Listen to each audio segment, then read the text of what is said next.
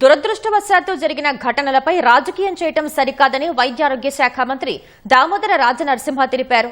పాసమైలారం ప్రమాదం జరిగిన వెంటనే అన్ని విభాగాల అధికారులు స్పందించి సహాయక చర్యలు చేపట్టినట్లు వివరించారు. ఘటనా స్థలిని కార్మిక శాఖ మంత్రి వివేక్తో కలిసి దామోదర పరిశీలించారు. ఎయిర్ ఫ్రైయర్ లీకేజీ వల్ల ప్రమాదం జరిగినట్లు తెలుస్తోందని మంత్రి వివేక్ వెల్లడించారు. రికార్డులు దగ్ధమవటంతో కార్మికుల హాజరు వివరాలపై ఇంకా స్పష్టత రాలేదన్న వివేక్ పరిశ్రమల్లో భద్రతపై త్వరలోనే ఒక కమిటీ వేస్తామని స్పష్టం చేశారు. శిథిలాలు పూర్తిగా తొలగించాక మృతుల సంఖ్యపై అవగాహన వస్తుందని మంత్రి దామోదర రాజనరసింహ తెలిపారు.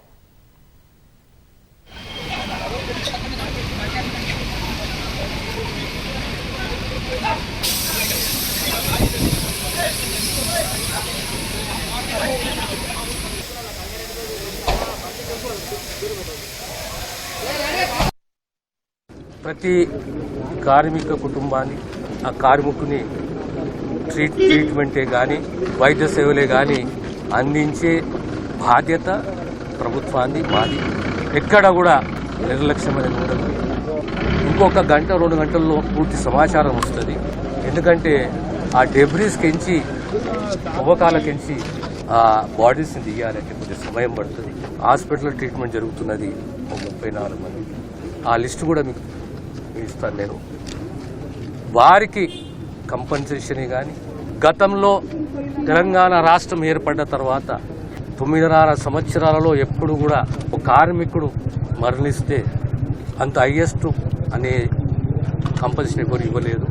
మా ప్రభుత్వం ఇచ్చింది. కనుక ప్రతి కార్మిక కుటుంబాన్ని కాపాడుకునే బాధ్యత మాది. మరణించిన కుటుంబాలకు ప్రగాఢ సానుభూతి. దీన్ని రాజకీయం చేయకండి. కంట్రోల్ రూమ్ ఏర్పాటు చేశాము. మా వంతు కృషి కమిట్మెంట్ తోటి మా ప్రయత్నం మేము చేస్తున్నాము. కానీ ప్రతి ఒక్క సంఘటనని రాజకీయం చేయడం వల్ల వ్యక్తిత్వము దిగజారిపోతుంది. ఇప్పుడు రాజకీయాలకు పార్టీలకు అతీతంగా మనమందరం ఉండి ఆ కుటుంబాలకు బాధ్యతగా ఉండాలి. మనం కాపాడుకునే ప్రయత్నం చేయాలి.